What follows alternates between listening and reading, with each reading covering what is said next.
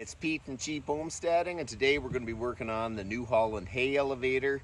The motor doesn't start up when you plug it in. It basically kind of loads up. You give it a little bit of a turn, it'll get going. Basically, if your start capacitor stops working, that's kind of what it'll do. So we're going to change the start capacitor and get the motor starting on its own. So this is the new Holland hay elevator. I'm going to show you what happens when a start capacitor stops working.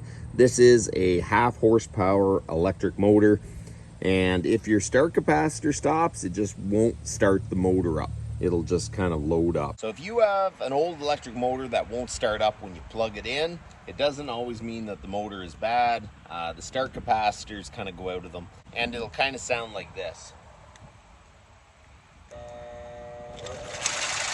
And you kind of give it a little bit of a nudge and it'll actually start up the motor.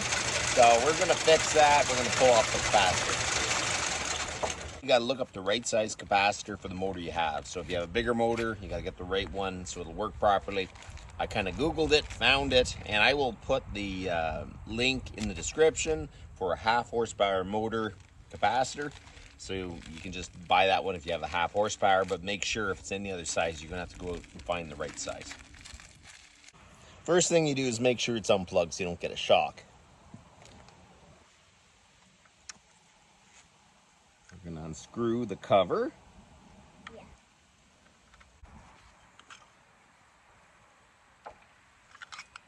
Oh, look at that. That is your problem. It is fully corroded in there. Yeah. So we're going to cut off the old connectors.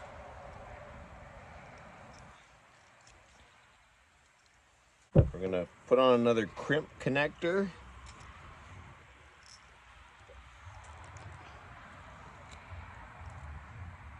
Put them on and crimp it. We'll change the other side. We're going to get the new capacitor. We're going to plug it in. You got one set here, one set there. You make sure that they are on the other side. You don't want them on the same side.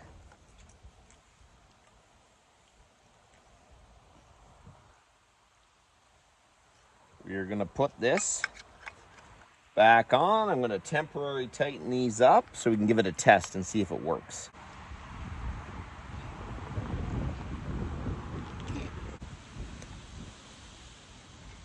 Fire this thing up and see if it works. That is absolutely awesome. That is what you want to see.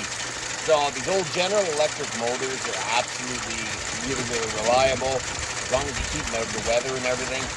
But if it's working good and then all of a sudden it won't start, I would first go and check the start capacitor and maybe went out of it.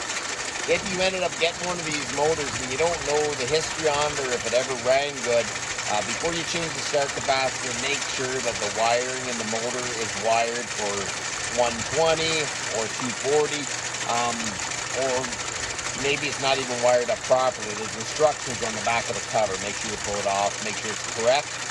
But if that's correct, it's most likely just the start capacitor. So she's up and running, and we're ready for a second cut, and then we can give it a little bit of a try. But that's about enough for today. You guys have a good one.